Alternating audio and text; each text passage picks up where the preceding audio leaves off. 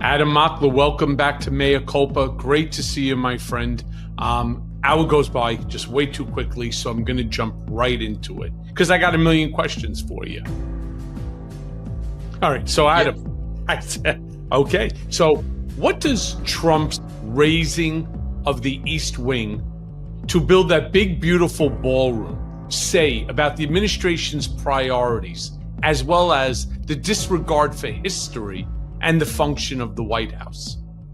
Yeah, all of Trump's priorities seem masturbatory and gluttonous, to say the least. It's all what he wants to do, while the American people are suffering. I mean, I've been doing a lot of research for these debates, and Black unemployment in particular is skyrocketing, which is usually an early indicator in a weakening economy. And now unemployment among my generation is skyrocketing, which is also an early indicator because younger people will get laid off first. And unemployment overall is beginning to rise.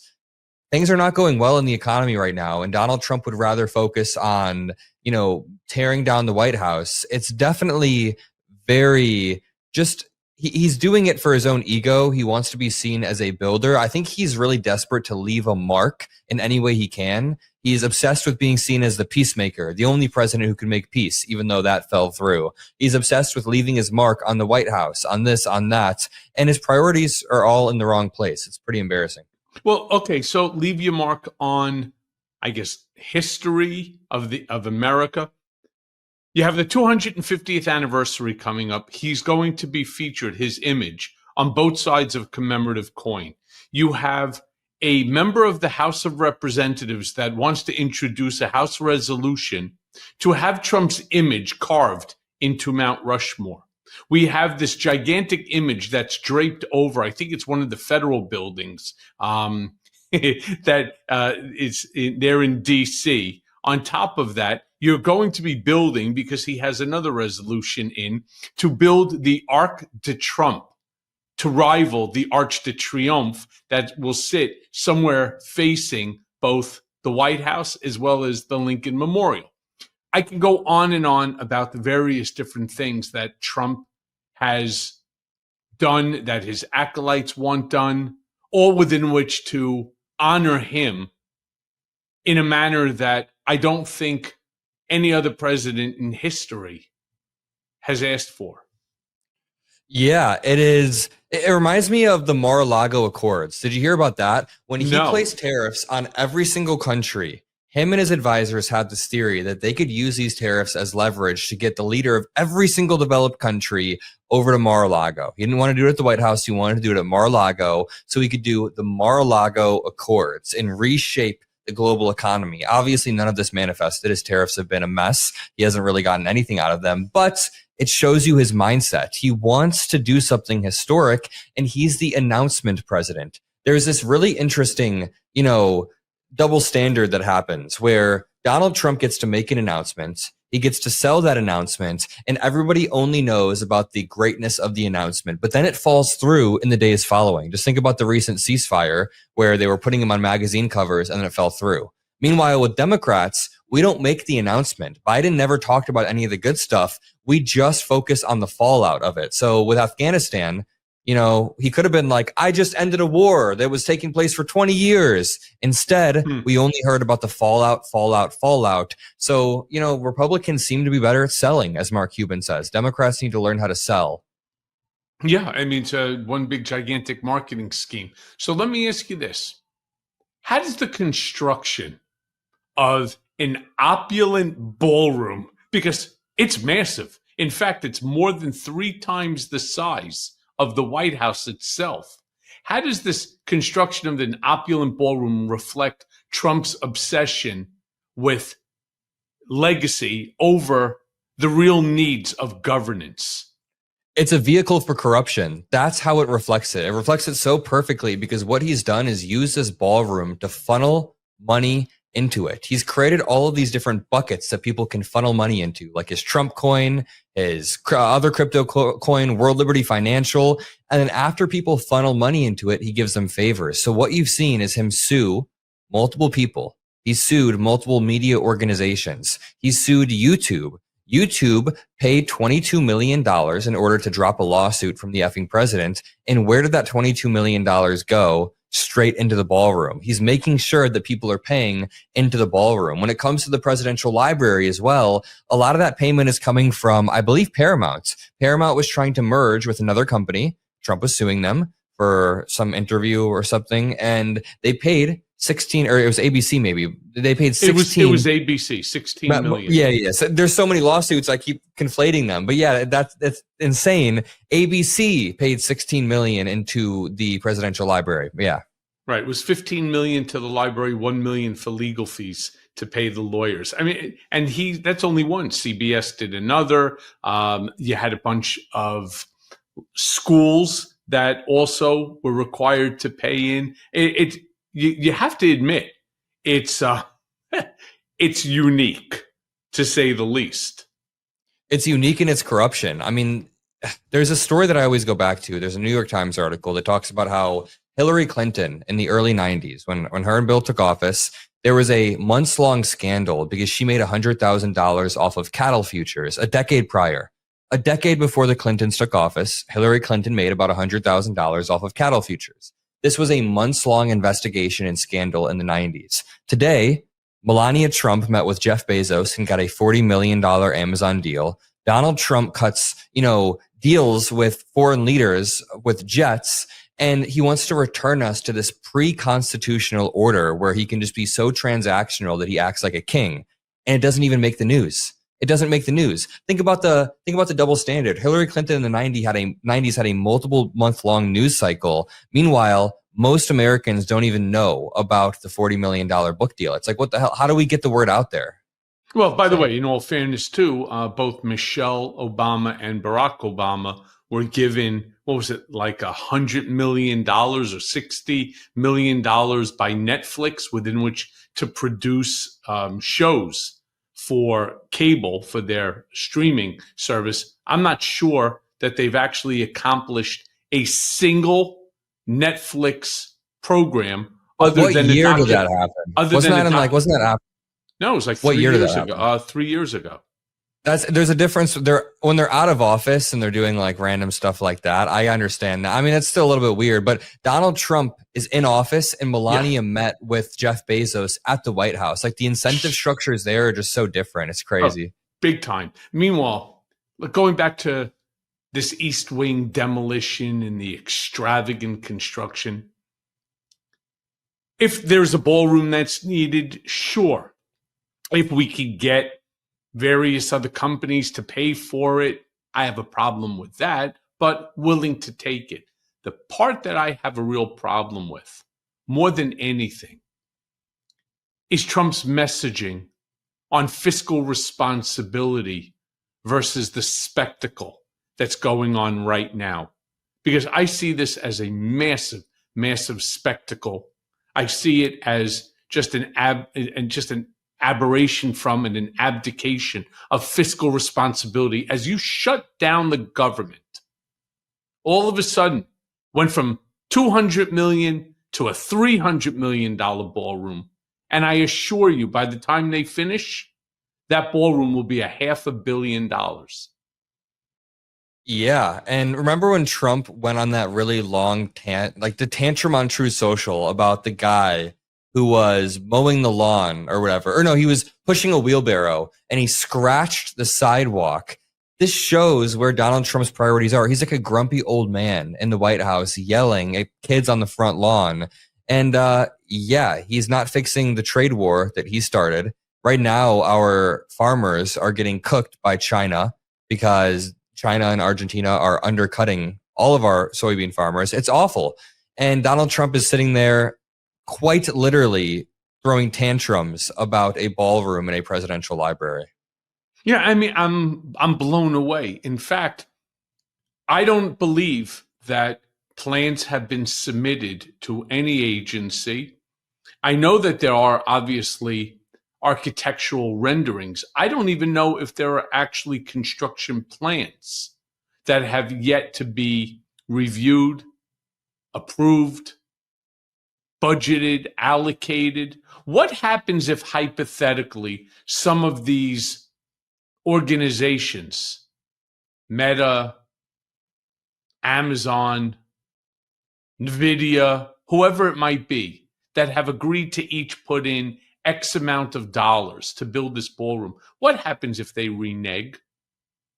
Who ends up paying for it? The American taxpayer? Again, during a government shutdown when people can't afford milk and they can't afford beef, considering beef is up like 50%. They can't afford their medication. Now what? Yeah, and it kind of shows in and of itself, it's a big problem that all of these companies are tripping over themselves to try to invest X amount of money in Trump's ballroom because they know how uniquely transactional he is and that he will give them something in return. This type of quid pro quo is not normal for the president of the United States to be doing with random companies. And yet none of the investments that he's flaunting are real whatsoever. There's no actual incentive for any companies to, number one, invest in manufacturing plants or bring any manufacturing back to the United States when all of the tariffs are done via executive order. Like, there's no continuity between administrations. We had comprehensive trade deals with countries like South Korea. It was called Chorus, and Obama had negotiated it. It was actually a pretty solid trade deal. Trump quite literally shredded it and then taped it back together with some executive order and acted like he had some brilliant trade deal. But these aren't long lasting. There's no continuity. So no companies have the real incentive to invest things. And like you said, Americans are struggling. The government is shut down. And I just made a video a bit ago about how the Department of Homeland Security has spent the past week arguing with some random account on Twitter rather than actually helping the American people. This is the literal administration of memes and shitposting online all the time. So you're trying to say then that the $20 trillion, because I know it initially was 17 trillion. Yeah. Then all of a sudden it's 18 trillion in the next statement. Now we're even up to 20. We're up to $20 trillion, right? I mean, of investment that's coming into the United States from foreign countries and from foreign entities. So you don't believe that $20 trillion is real. And again, I want to be clear. Not million, not billion, $20 trillion. No, there's this indicator called real fixed investment into manufacturing. It shows how much money is pouring into manufacturing plants in the United States, and it's down since Trump took office. Again, companies don't actually have the incentive to execute on these investments. There needs to be some sort of enforcement mechanism. And it can't just be more tariffs because that's just toothless at this point. There needs to be some sort of enforcement mechanism beyond that. And there doesn't seem to be any enforcement mechanism. I mean, the tariff rate between the EU and the United States, I believe as a whole, was like 1.5 before Trump took office. And now it's like 12% and he's flaunting that as a win, but it's not. It's an incomprehensive, it's number one, an incoherent plan, but it's not comprehensive. Trade deals are comprehensive. There's so many moving pieces and spinning wheels between countries. You can't do 90 deals in 90 days. And if you look into the $18 trillion claim, now it's $20 trillion, but on the White House website, they actually claim it's $8.8 trillion, right? You dig deeper into that $8.8 trillion and they're counting insane numbers. Like with Qatar, they're saying that Qatar is investing $1 trillion, but their entire GDP is like $250 billion. With I think India, it's like 400. I think it's like $400 billion is their GDP cutter. And what are they going to do? 3 years worth of GDP? Yeah, and then with India, they're saying that India invested $500 billion, but you look into that and they're just counting bilateral trade between countries that already exist. So this is status quo trade that they're now trying to recategorize as investment to have these massively inflated numbers, but it's not manifesting anywhere. Now, what I will say is inflation hasn't gone up as much as you think it would. I think the tariffs haven't really been in place for that long. The Liberation Day tariffs only just went into effect on August 7th because he kept delaying them. But I mean, it's starting to manifest, and you'd think that the inflation would be higher, but I guess we'll have to see. So, look, you're a smart young man. Let me ask you this question because I don't know the answer to it. And actually, I've spoken to quite a few people, and they don't know the answer to it either. The $20 trillion that Trump claims has come into the United States already from these foreign countries, these foreign entities. Is that part of the 17 trillion that Trump claims is on some tariff shelf? Or is that something separate? I think that when he's claiming, well, I'm not sure. I was referring to the $18 trillion. I understand, and it's just a question. He talks about $20 trillion of new investment, manufacturing investment. Is that part of the 17, 18 trillion that he claims is on a tariff shelf, or is it separate? Because combined, that would be $38 trillion. Mind you, the entire GDP of America is $28.2 trillion. So this would be $10 trillion more than the GDP of our country, which is 2.4 times greater than that of number 2, China. That would take us out of debt, essentially. Like what this guy is claiming is that he would take the entire country out of debt with one swoop, but we see that the month-over-month deficit rate is continuing to be at the same rate. We had like one good month randomly because of some outlier, but overall, the deficit is still increasing and the debt it's insane. The interest payments are, I think like 15% of our debt every year is just in interest payments. It's insane. And Donald Trump is not making the situation better. He claims that he has, I think what's happening is he keeps on inching the number up over and over. So if you go back, at first it was like 8 trillion that he claimed. Then it was 10, then it was 12, then it was 15, then it was 17. I think he's trying to inch it up to 20, but I'm not sure. It's not coherent at this point. Even his own White House website contradicts him. Marvelous. Meanwhile, during our current government shutdown, millions of Americans, from farmers to teachers, are all suffering. My question really is, what does public anger reveal about the GOP's willingness to weaponize government dysfunction for political theater?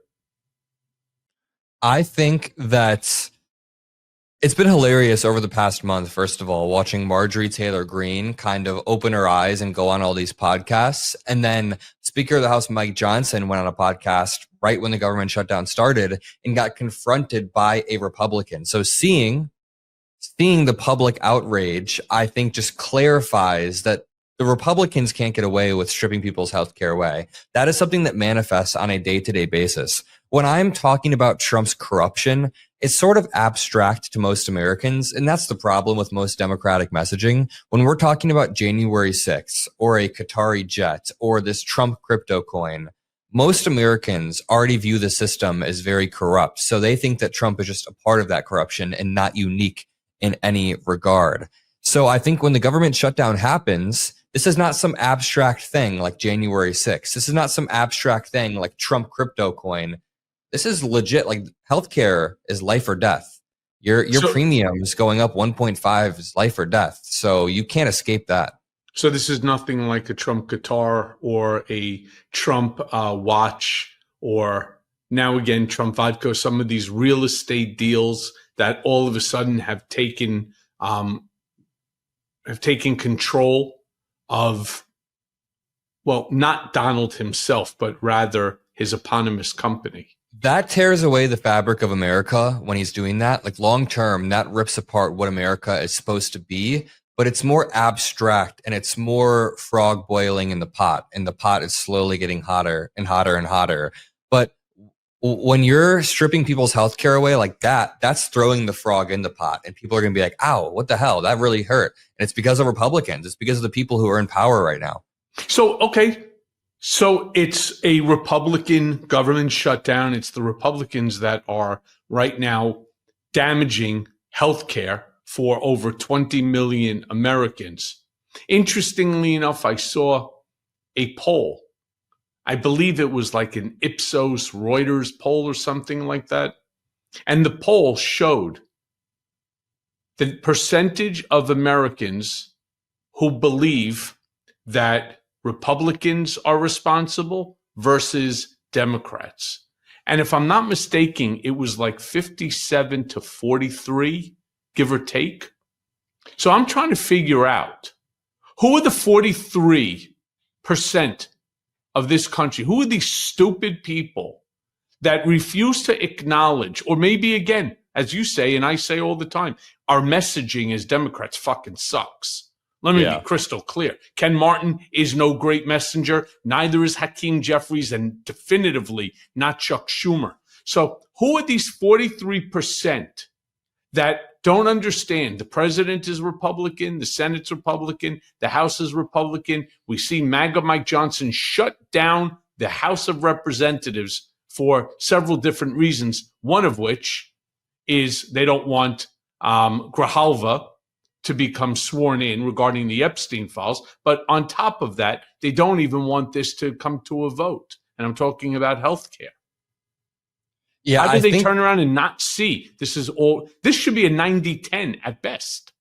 It's a broader problem with the media environment, like you said. At some point, it's not even Democratic messaging. Like we have a really good message on this. The Democrats have been killing it on this. They've been staying on message. And I think this is the best they've done since Trump has taken in office. I mean, the Democrats in power at making sure that they're sticking on one thing, not some abstract like foreign war. They're not making it about Palestine. They're not making it about this or that. Just one thing. They're making it about healthcare, which is something that people are about to experience if we don't get this renewal.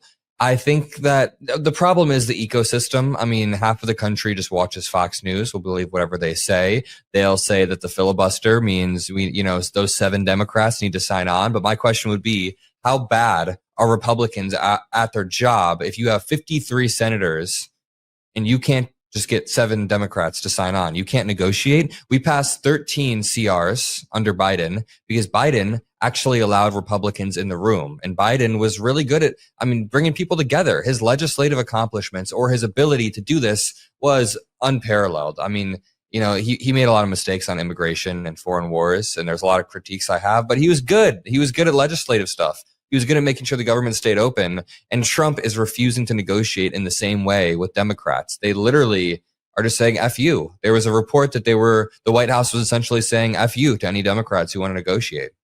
Yeah, well, so did Senator Thune, said the same thing, and so did Mike Johnson. Their messaging is all the same. Every day they get talking point memos from the White House, from the GOP. They say, if you're going to go on television, if you're going to be a surrogate, these are things we want you to say, which is what's there to negotiate? We'll negotiate after we reopen, after you sign on to our bill, to the big, beautiful bill. And Democrats, to at least their credit, are saying no, we're not going to do that. So let me ask you this then. Can you unpack the human cost of a shutdown, especially for those who are producing our food, our farmers, the ranchers? Are their stories being ignored? Because I don't hear much of it. Yeah, I saw a news report on a rancher who's pissed off. He voted for Trump. The fucking moron went ahead, wrote Trump 2024 on the side of his barn in stables, voted for Trump. Now his meat is being dictated by this administration, meaning the price that they can sell. And if in fact that they don't reduce the price, which of course is their profit, we're just going to import beef from Argentina.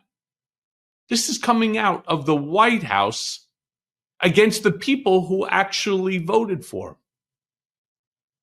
Yeah, he's definitely ruining farmers across multiple farm industries. I think the real impact, to get to the heart of your question, the real impact immediately affects tens of millions of Americans and millions of federal workers, the people who are going to be furloughed, the people who they are trying to be opportunistic with and completely, I don't know, just fire in this moment. But then beyond the millions of people immediately affected, there's tens of millions of peripheral people, like people on the peripherals who are being affected due to the supply chain disruptions that we'll see, due to the fact that farmers aren't getting some of the help that they need. At the same time, the tariffs are cooking them, and the government is now having to subsidize certain industries or step in to help. We just saw Governor Gavin Newsom. This is probably the best example of your question. We just saw Governor Gavin Newsom yesterday mobilize the National Guard into California to make sure that veterans and that certain people could have access to the type of food that they need, the type of government support that they rely on. And this was necessary because Donald Trump is currently distracted with the ballroom, with the library. Donald Trump is using our military to strike boats in the Pacific Ocean And the dichotomy between that and Governor Gavin Newsom using our military to help people in the streets is insane. I'm recording from Chicago right now. I live and work in Chicago, and we have like 7 different agencies on the ground just causing chaos. Meanwhile, Governor Newsom is trying to do anything he can with the National Guard to help people who are being affected by this government shutdown. Well, then how are the average Americans? I'm talking about Republicans, Democrats, independents, moderates, doesn't make a difference, processing the vast accumulation of abuses from this administration. I mean, is public outrage translating, in your opinion, into political action? Because that's what we need. We need political action, and we just have a hard time finding it. People care about the administration's human rights abuses. A lot of people care about, number one, ICE and ICE's abuses of human rights and due process. A lot of people do care about corruption as far as No Kings goes. I mean, that No Kings protest was massive, so that it was huge. But I kind of touched on this earlier. My worry is a lot of Americans are already disillusioned and feel nihilistic. A lot of Americans already feel like the system has failed them. The system isn't working for them. Like wealth inequality is too high. Like healthcare is too expensive. And due to that, they don't care if Trump is enriching himself. I started a debate show a few weeks ago in Chicago. We filmed the first few episodes. And I keep talking to these young Trump supporters, like over and over, these younger Trump supporters. And they say, we don't really care if the president's getting hundreds of millions to billions of dollars. How does that affect us? He's making America great again. We think every politician is corrupt. Then they'll bring up Hunter Biden or Nancy Pelosi. So, I mean, people are quite nihilistic, and I'm worried that the average voter doesn't quite understand the scale of the corruption at play. The scale of the corruption here is unprecedented, unparalleled, and Donald Trump's wealth increase from $4.3 to $7.3 billion, $3 billion over the past 9 months, trounces what Joe Biden did. Joe Biden's net worth was $8 million when he got into office. When he left, it was $11 million because of real estate and assets and investments. It's like a normal person. So it's insane to me that Trump gets this $3 billion wealth increase in his first 9 months in office, but most Americans might not care that much. Yeah, I hate to say it. I think your number is far from accurate in terms of $3 billion. I believe Trump has made $10 billion since becoming president-elect. I mean, he's made more than the $3 billion you're referring to just in his social media platform, Truth Social. His stock is worth over $4 billion. He has $0 invested into it. But it's funny that you say that about ICE because they happen to be here right now in my hometown of New York City. And just the other day, we all saw as ICE converged on Canal Street. And Canal Street is famous. I mean, everybody knows Canal Street is, the place that you go if you want to get a fake Rolex watch or you want to get a fake Hermes or a Louis Vuitton or a Goyard type bag. And it's not like the purchasers don't realize that the $40 Hermes bag or Louis Vuitton bag that would cost you thousands and thousands in the store are not real. They're just very good copies coming out of China. In fact, I wrote a Substack on it, Gucci knockoffs trigger homeland panic. I saw how New Yorkers behaved. They were fucking pissed. Not only did they whip out their Apple phones and their Androids and start videotaping and screaming to ICE, get the fuck out of here. They pushed them back to Federal Plaza. They did everything that they can in a non-violent way. But it did get violent too, because a bunch of these ICE officers, they don't like to be told what to do. All of a sudden, they're taking on this administration's behavior and this administration's pattern of being ruthless and abusive. I saw them take this one guy and threw him into the wall and then put him down on the ground and handcuffed him. Turns out that the guy happens to be from the Bronx. He was born in the Bronx. He's an American citizen, but they thought he too was Senegalese and mistaken identity, so to speak. Ultimately let him go, but not after a bunch of bruises and a beating. Yeah, what they're doing in Chicago and what they've done in LA and New York, it's like they're sending undertrained officers or ICE officers into majority Latino communities and just having them cause chaos. Like in Chicago, we saw a bunch of videos coming out of super undertrained guys, like super uncoordinated, like lackluster.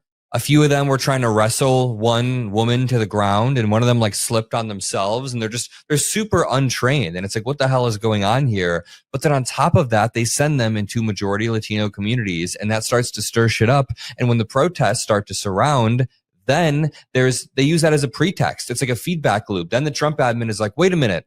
We saw videos on Fox News of Chicago getting rowdy. Let's send more officers there to protect our officers, even though, by the way, Pritzker is more than happy to coordinate at some point. Like Pritzker has offered to coordinate on certain levels with the federal government. He said there are ways that we can do this where we coordinate and work together. We're more than happy to fight crime, but you can't just mobilize the National Guard against my will and against the will of the people in this state. So that's the problem with ICE. It's not that we're okay with violent criminals who are illegal roaming the streets. If there's this Tren de Aragua member, yeah, get him the hell out of here. Make sure you have due process, but you can deport violent criminals who are here illegally. No liberal is going to cry about it. And if they are, then that's dumb. But that's not what the Trump administration is prioritizing. They've been reallocating any funds that are meant for those types of deportations. And we see ICE with the budget of like the military of 5 other countries, essentially. There's some stat where it's like the massive, and they're all going around with masks on, refusing to identify themselves, ripping people who are American citizens out of cars for no reason. It's insane. This is not what America is supposed to be about. And now with all of this going on, with this crazy ballroom for $300 million, with all of the opulent spending, with the acquisition now of 2 airplanes for, I think, Kristi Noem, Trump filed years ago a notice of claim, actually 4 notices of claim against the Department of Justice. And today, as now President of the United States, he wants to act on them, demanding $230 million. Problem here, again, I'm very clear on it. I believe that the DOJ did things improperly. I know for a fact they did. I got caught up in it. So I'm talking from firsthand experience.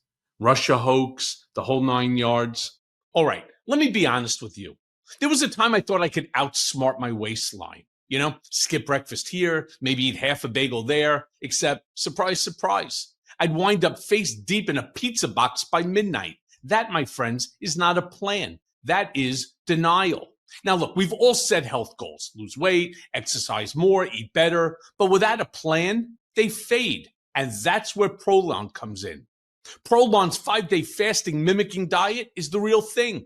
It's not injections. It's not misery. It's science-backed structure that helps you burn fat, protect muscle, and rejuvenate your cells, all while eating actual food. And now they've leveled up with Prolon Next Gen. It's cleaner, more convenient, more flavorful, with 100% organic soups, teas, and ready-to-eat meals. Look, no matter the season, when I'm craving a real reset, Prolon is the only nutrition program that works for me. It's convenient and backed by Nobel-winning science. And you know what? It works. You'll actually feel the difference. And here's the kicker. For a limited time, Prolon is offering listeners 15% off site-wide plus a $40 bonus gift when you subscribe to their 5-day program. So just go now and visit prolonlife.com/mea culpa. That's prolonlife, PROLONLIFE.com/mea culpa to claim your 15% discount and your bonus gift. Do it now. Trust me, your body will thank you. I'm not so sure I agree, at least entirely, with the claims on Mar-a-Lago, considering there was a valid search warrant. But the problem that I see here, and I think a lot of Republicans have said the same thing, you did file your notice of claim on time. That's when you were not president. You were just a citizen, which is correct. But you are now the president of the United States, and the institution that you're suing, you now control. In fact, not only do you control it, but the 2 people who will be responsible for determining what happens are You're both former defense counsels that you now brought into the DOJ with these high positions. How, Adam, would you say that this sort of absurdity reshapes our understanding of power and accountability in DC? I mean, Donald Trump's entire interaction with the DOJ has been bothersome. And I've gone on a lot of right-wing shows over the past few weeks. And every time I'm on these right-wing shows, whether it's like Abby's show, Newsnight, whether it's other debates, I keep trying to ask them, what's the parallel between Donald Trump's Pam Bondi tweet that was meant to be a DM, where he names 3 people, and 2 of those people have been indicted? And nobody can give me an answer as to what Biden did that was similar. No sort of weaponization, no ask for Merrick Garland, nothing where he directs Merrick Garland to do this or do that. There was none of that. In fact, Merrick Garland was kind of weak. He kind of slow rolled a lot of the stuff that he shouldn't have. And yeah, the DOJ has definitely worked improperly before, but I think that what's different here is Trump is directly asking Pam Bondi to do things and now trying to get over $200 million from the same DOJ that he's been beefing with and undermining for years. I believe it was Supreme Court Justice Roberts or Alito, I can't remember. One of them told Trump he has to stop telling Judge Boasberg that he's like a fake, illegitimate judge. Donald Trump has broken the barrier between what the president can do, how he can interact with judges, with the Supreme Court, with the Department of Justice. Even though the DOJ is within the executive branch, there's supposed to be a separation. And Biden played it so safe. Biden appointed a little puppy as his attorney general, but Republicans still see any puppy with a D on their forehead as a pit bull. He's a pit bull that's going out there. So I think the next Democrat just needs to appoint a pit bull. We need to make sure that whoever is our next AG isn't a puppy, is a pit bull, because Republicans will see it that way either way. So I'm curious, though, because I watched you on CNN and I saw the question. I listened to you asking that question about how the comparison between what Trump is doing with his DOJ versus what Joe Biden had done with the administration in terms of the Department of Justice and the weaponization. As you know, I mean, I have a number 6 New York Times bestselling, my second book called Revenge, How Donald Trump Weaponized the United States Department of Justice Against His Critics. I took the same issue all the way to the Supreme Court of the United States, but they refused to hear my case, even though that a federal court judge turned around and made the claim that what Bill Barr and the DOJ had done was retaliation and a violation of my First Amendment constitutional rights. The judge, Alvin K. Hellerstein, in his brilliance, knew exactly what they were going to do, which was to keep on harassing me every day. And so he enjoined them from further violating my constitutional rights. And I warned America every single day that this was going to happen. But the question that I really want to pose to you is, why is whatever Joe Biden or Merrick Garland did or didn't do, why is that the denominator for what Trump and this administration under a Pam Bondi and a Todd Blanche, why is it even measurable? Because every single time you bring up Donald Trump's weaponization of the DOJ around anyone who is even slightly right of center, anybody, the immediate response will be, well, look what Biden did to him.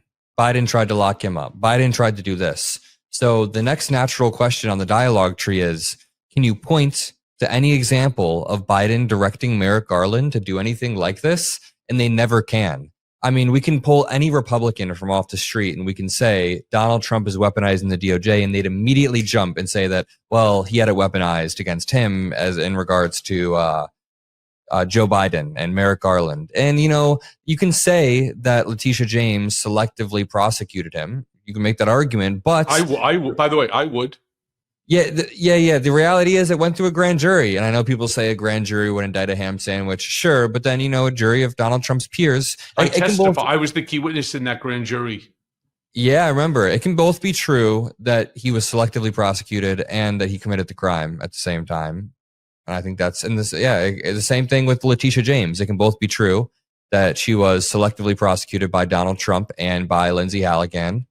And who knows? I mean, she's still innocent until proven guilty. But well, yes, but not in this DOJ. In fact, not in any DOJ. But I wanted to ask you this: is the filing of that notice of claim, you think it's a legal maneuver, or do you think it's just pure political theater that's designed to intimidate and rewrite the rules for himself?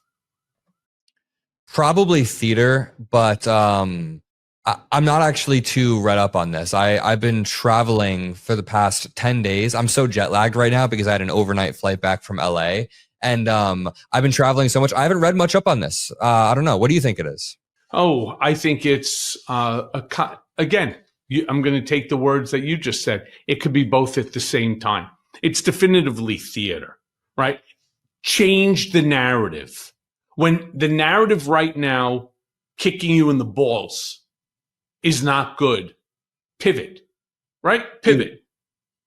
You know what a really good example of that is? Sorry to cut you off, but a really good example of what you're saying is after No King's Day, Trump posted that video where he was pooping all over people's heads, including Harry Sisson. You know what I'm talking about, obviously? Sure. Of course. How would you not know? That is the perfect example of narrative control. So for 12 hours, Trump lost the narrative. In the headlines, it was no kings. He had no narrative control for 12 hours. People understood that the American people were angry. So in his mind, he was like, what's the most outrageous possible thing I could post right now? What would pull all of the attention back to me? And that's what he posted. And that's exactly what you just reminded me of. Yeah, and that's exactly what it is. So yes, while there is political theater and narrative control, he does believe that the Department of Justice was weaponized against him. And I believe the whole thing with the Russia hoax, absolutely. James Comey, John Brennan, I believe that they had it out for him for whatever, even though that they were part of the same party, they did not want him anywhere near DC. And James Comey took an act. That's just my opinion. And it's also some of the research in my book, Revenge. But it's a combination of both. But the spectacle, the narrative control, I think that dominates every single aspect. I mean, you think that, for example, when they had Volodymyr Zelensky in there and you had frickin' shady Vance over there attacking him because he wasn't wearing a suit and that he's not thankful, they knew they were losing that narrative because for the most part, Americans do not believe that Russia is our ally, right? And they do not believe that Ukraine started the war with Russia. Why? Because they didn't surrender on day one, that they started this. And so he was losing that. So what do? Attack him for being disrespectful in the White House. You didn't come in wearing a suit. You didn't thank the president, despite the fact he's thanked the United States dozens of times. That was truly despicable because, number one, at the time, Elon Musk was running around the White House high on ketamine with no suit every single day. Volodymyr Zelensky doesn't wear a suit. He didn't in that case because he wanted to show solidarity with the troops on the front line. Mm-hmm. I know for a fact that if he would have walked into the White House with a fancy suit on, that right-wingers would have been attacking him for spending taxpayer dollars on fancy suits. Oh, they're spending our U.S. taxpayer dollars on those fancy suits. They just wanted to attack Zelensky. On this topic for 1 second, it's really been pissing me off lately because, Donald Trump still doesn't seem to have moral clarity on who started this war. He was in the White House, or he was in the meeting room the other day with Zelensky, and he was like, yeah, Putin really wants this war to end. Both sides want this to end equally. This dude doesn't have moral clarity on who started this war, and Zelensky has agreed to every framework that's been proposed so far. So even after Zelensky got yelled at in the Oval Office, right, he still agreed to that shitty mineral deal. He still said that he's down for that. Then he agreed to a 30-day ceasefire. Zelensky said, I'll put down my arms for 30 days. Sure. Putin didn't. Putin kept firing. And then Zelensky said, sure, I'll meet with Vladimir Putin. Of course, I'll do a meeting. Putin didn't. Putin never showed up to the meeting. So time and time again, Donald Trump rolls out the red carpet and thinks Putin is acting in good faith and has no moral clarity. And Zelensky is the one who's acting in good faith the entire time. It's mind-boggling. And this one really infuriates me. I don't know why this one in particular, because it should be so obvious for the president of the United States to see what's going on here. and yet it's not. He sits there mumbling and bumbling in the Oval Office, and it's like, Jesus, I don't know. It's not his fault or his fault alone. Think about Barack Obama. Think about even Joe Biden. Now, Barack Obama has always been a reader, right? I mean, I spoke to Scaramucci, who would say he never saw Barack Obama without an open book in his hand because they went to Harvard Law together. Trump doesn't believe in memos, in reading memos. So how about one of these sycophants, these enablers that are in his inner circle right now? How about take that memo and how about condense it down and discuss with him so that when you make a claim that we have $18 trillion on a tariff shelf, that you understand that there's no such thing as a tariff shelf. There is no shelf in a room, right? Locked or unlocked in the basement of Mar-a-Lago or anywhere else for that matter that has $18 trillion sitting on it. Because if there was 18 trillion sitting on some tariff shelf, we wouldn't have a government shutdown. Yep. Right? I mean, isn't that just crystal clear? Yeah. Yeah. I think that the thing with Obama is that he was a little bit weak. He was weak on Russia too. He was weak across the board. Don't get me wrong. But he Yeah. read and he was factually accurate. How you act is on the president. The information that you get from no one human being, alive or dead, has the answers to everything.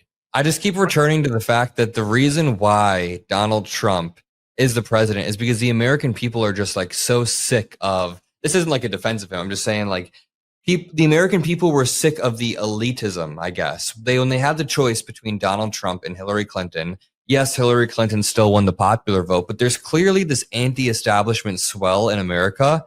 And even my generation fell for it, unfortunately. And they wanted somebody who kind of spoke like this or didn't read. And then they wanted him again a second time, which also blows my mind even more.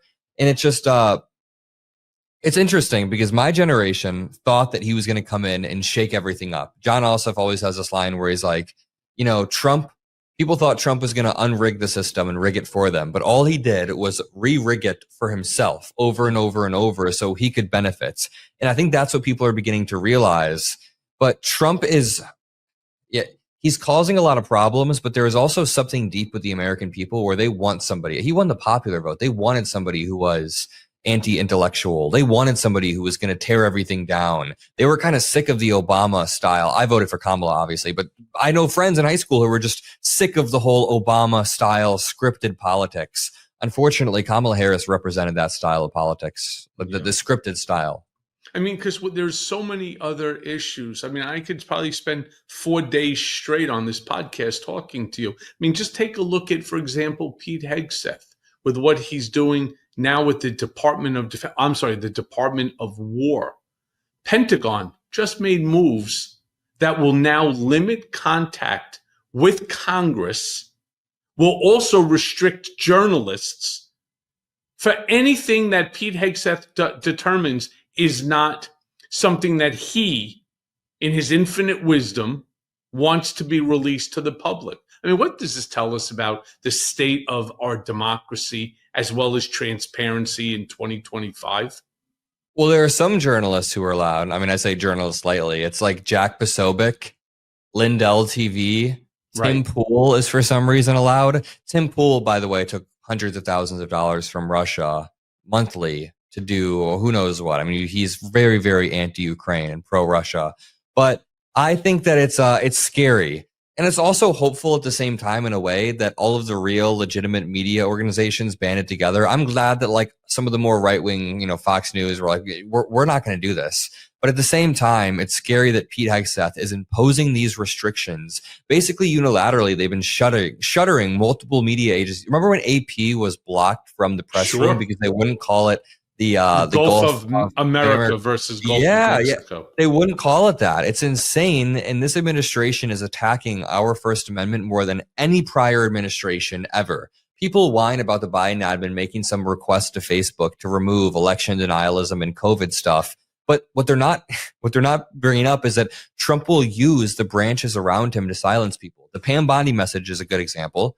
John Bolton's home being raided is a good example, trying to silence people. Jimmy Kimmel is a good example, even if it's cliche at this point. The way that Brendan Carr was talking during that was absolutely absurd. And now this is another example. Or what about the removal of people's visas if they make jokes about Charlie Kirk, which sure, Kristi Noem has the right to do, but you don't want to be creating the incentive structure for people to be scared to speak their mind in the United States of America. You don't want to create the incentive structure for press organizations to, be scared to report on things truthfully because they might get sued.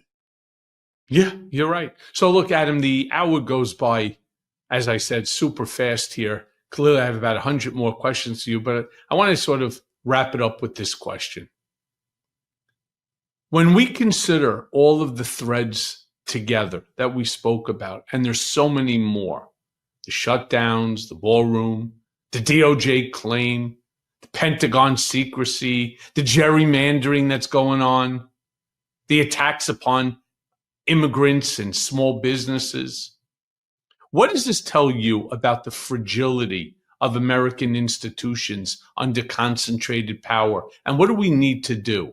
Specifically your generation, largest voting bloc in America right now. What do we need to do to get it back? I think beyond the fragility of our institutions, which has been proven by Donald Trump's ability to come in and tear down the guardrails, I've also learned a lot about the resilience of our institutions. So I kind of want to touch on both because our institutions are quite resilient. And I know I'm saying that early in his term, but I do have hope that someday my generation will kind of be handed the keys to these institutions and be able to repivot them back to where we want them.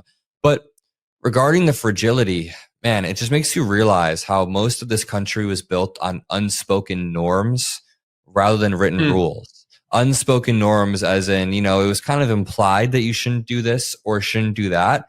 But there's no actual enforcement mechanism if the United States president wants to do this or that. There's no actual way for judges or justices to enforce these things because the president can actually appoint loyalists to these administrations. It also shows you the fragility of science, the advancement in science.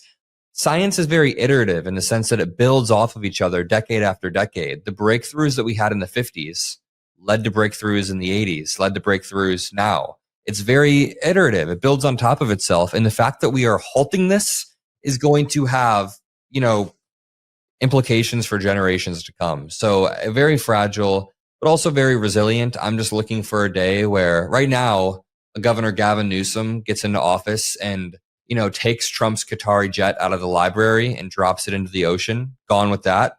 He tears down the ballroom right after. We make sure that the people who, committed crimes go to jail or at least are tried. They get due process, of course.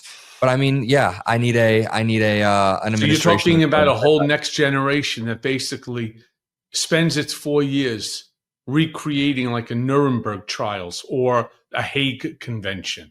It's really kind of like what you're talking about. I mean, if they were going to tear down this ballroom for whatever the reason may be, right? It's got Trump's name on it, changed the name, whatever it may be. Imagine the amount of money that it's now going to take to destroy, forgetting about the amount of money that went in. So you're talking about $1 billion here, another. I mean, to me, it's just sort of, I was being a bit hyperbolic. No Nuremberg trials. We don't actually have to tear down the ballroom. The point is, just to back up, the point is, I wonder. Because you're not the first one, by the way, who said that. No, I didn't actually mean Nuremberg trials. The joke is, the actual point is, I want somebody who's going to come in and fight. I want somebody like Governor Newsom who will actually leverage the systems that we have available to punch back in the way that we've been punched for years. There's this one viral tweet where it's like, Democrats keep saying, I thought dogs couldn't play basketball. Look at the rule book. But the dog is dunking on us over and over and over again. The point is, Democrats are like, look at the rules. Look at the rules. I don't think we actually need to take his jet and drop into the ocean. There's environmental concerns that outweigh my like fantasy there. Of course, I get that. But I need someone that's going to punch back and threaten that. Please. I need someone on Twitter who's going to threaten that. All right. Well, appreciate you, Adam. You stay safe. I mean, you're out there quite a bit. There's a lot of stupidity that's out there. I worry for you. I worry for all of us, to be honest. I worry for the country day in and day out. So you just keep your eyes open, keep your ears open, stay safe, and keep doing what you're doing because, You may be that guy one day. You may be that guy who has to turn this shit around. You know, I would say, I turn around, I would love to sort of get involved with whether it's No Kings or any of these other organizations, because there's nobody that yells louder and speaks more like the American people than I do. It's just Democrats don't understand how to fight Trump in the playground. But you do. You do. And I love the fact that you go head to head. So thank you for that. Thank you for making us smarter today, and appreciate your time. And thank you. You stay safe as well. It's sketchy out there. I appreciate all the kind words. I appreciate every time you have me on the podcast, and I can't wait to do it again. Thank you, my brother. See you soon. See you.